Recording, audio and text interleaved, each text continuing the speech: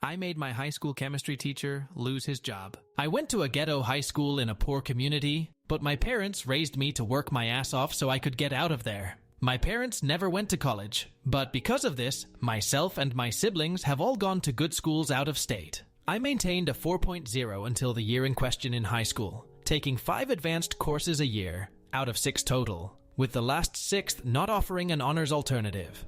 I learned to get very little sleep because of the amount of work these courses required, and because my school didn't have tutoring aids or anything of the like. Didn't understand something? Tough shit, get to Googling. So, in one of my upperclassmen years, I signed up for an advanced chemistry course. I knew it would be hard, but assumed like the rest of my courses that if the class was minimally structured, and Google came through per usual, I would be fine.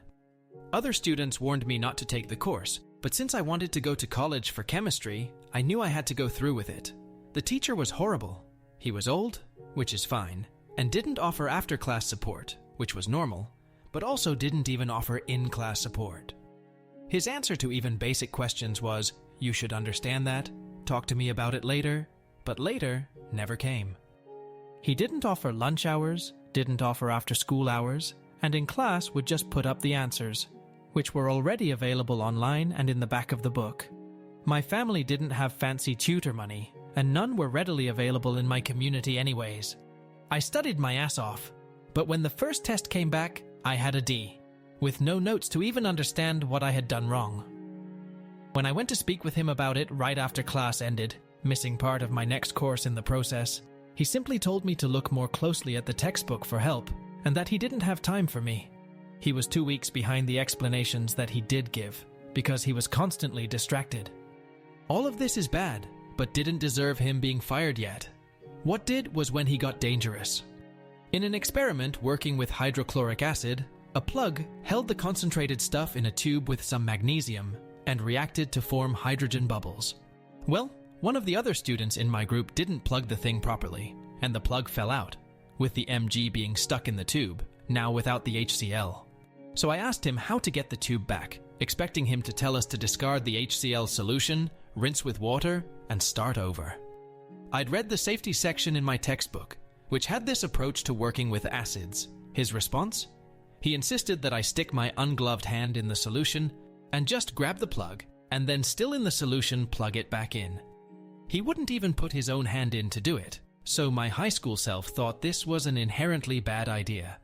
I took some more Mg from the workbench and kept adding it to the solution until it stopped reacting, eating up all the HCl to just leave water. And it kept getting worse.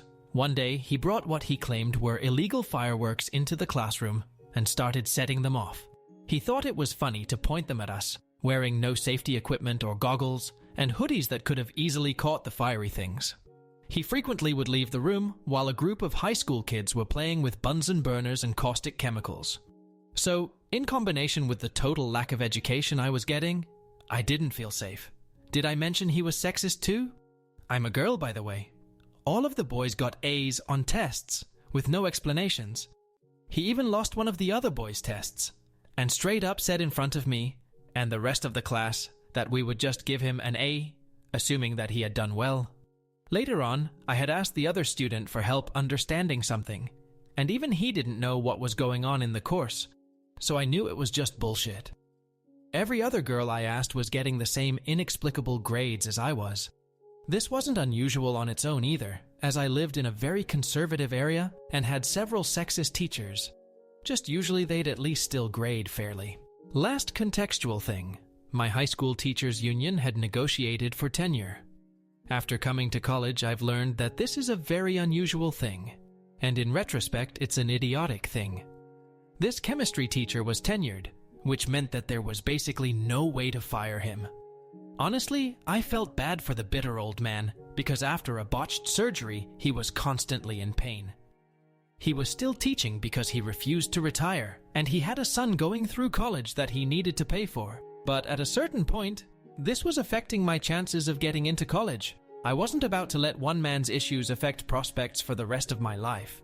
So I looked up recording laws for my state and found that it was a one-party consent state, meaning that I could legally record my teacher audio ally as long as the campus didn't say anything against it.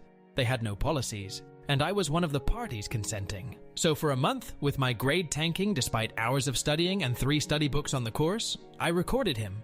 I recorded his fireworks, his lambasting female students, his crying in the back chemical storage room, leaving us unsupervised. I recorded the 3 times he had left campus inexplicably, leaving the front office to send a last-minute substitute to open the door and let us in. You know the 15 minutes and I'm legally allowed to leave meme? That was a constant joke for my class. And then I made a throwaway Gmail to make a throwaway Dropbox account, big at the time.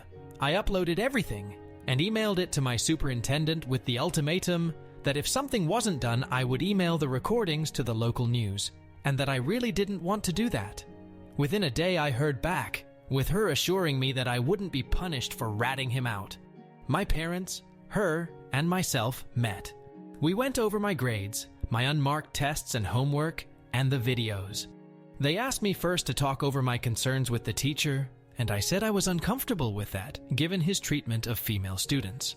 The superintendent said she wouldn't tell the teacher who had submitted the evidence, but that they needed to speak with him about the concerns to hear his side of the story. My parents and I said that was completely reasonable as long as my name was never mentioned. The next day, the teacher said he needed to speak with me after class alone. I told him I couldn't as I had another course after that, and he said that it was important. I turned my phone's recorder again right before the class ended, and as I was packing up, he approached me. Due to the shape of the classroom, I was literally backed into a corner, and would have had to push this man to the side to get out. He then started saying that one of the students in the course had brought unfounded concerns and lies to the administration about what was going on in the course, and that he knew we hadn't always gotten along well, but that he hoped I wouldn't have done that to him. I lied through my teeth and said that I didn't know what he was talking about, that he was making me uncomfortable by blocking my access to the door, and that I was late for my next class. He didn't even deny what I was saying, just said that since I clearly had a problem with him, he'd be willing to stay after class to help me specifically, since it seemed like I was struggling so much. After that, I told him I really needed to get to my next course, and he finally moved. I emailed the superintendent that recording during my next course, and CC'd my parents. My parents were furious. The superintendent was mad too, because while my parents were poor, they dressed up nicely. My mom was an expert in bluffing about getting a lawyer, that we totally couldn't afford, so a liability lawsuit was probably ringing through the lady's mind. Since the district couldn't fire him, he was put on immediate, permanent medical leave. While the district was still paying his full pay, they gave us one unqualified substitute after another. 2 months before the national exam for the course, they gave us a female teacher that they had pulled out of retirement, but that had actually taught the advanced chemistry course for years. She was a godsend, and even held 8-hour Saturday classes so that we could catch up with the curriculum, at least enough to pass the class. In those 2 months, we covered just enough of the test's material that our class had a 50% pass rate. According to my upperclassmen friends, this was a lot higher than it had been for their years, with less than 10% of the class passing. The superintendent also wrote me a thank you college recommendation letter, partially to keep me quiet and partially because they had been trying to get rid of this guy for years. My little sister took this course a couple of years after me and said that the new teacher was competent and they were still at that 50% pass rate. Also, mods, if you don't believe me, I can send you proof. I still have some of the recordings, and one of them ends with another kid just going, "I still don't understand any of this."